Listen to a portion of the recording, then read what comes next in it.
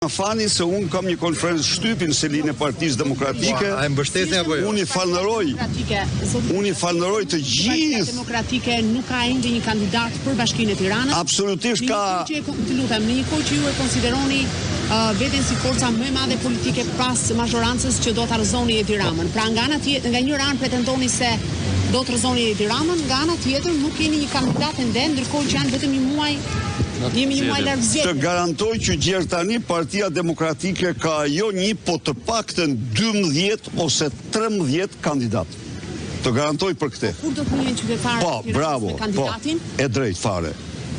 Si që dini, ne shpallëm një parim që mundësisht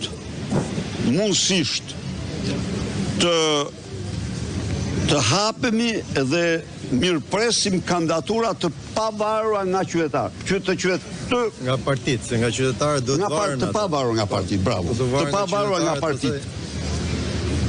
Ky parim, po të shkoni tek zgjedhjet e 2003-shit, e gjerit përsëritur. Nuk është i ri.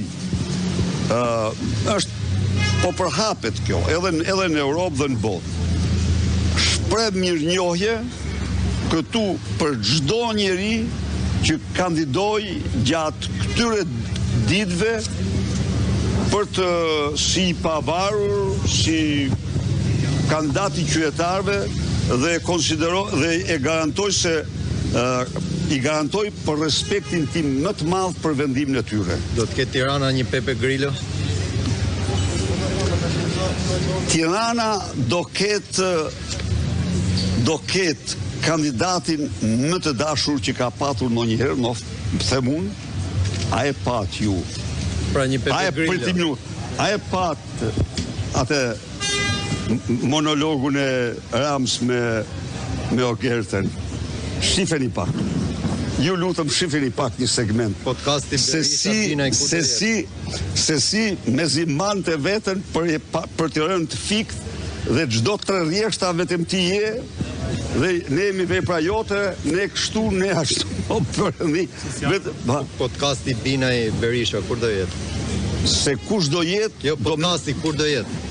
Të lutem, se kush do jetë do përcaktohet nga koalicioni dhe aleatët dhe jo vetëm nga unë. Sigurisht unë kam zërin tim, por këto do t'i merrni vesh në vazhdim edhe njerë mirënjohje për të gjithë ata që shprehen gatishmëri për të përballë me të keqen e madhe që quhet Edi Rama, i cili është domethënë sot njeriu më i damkosur në Europë dhe në botë.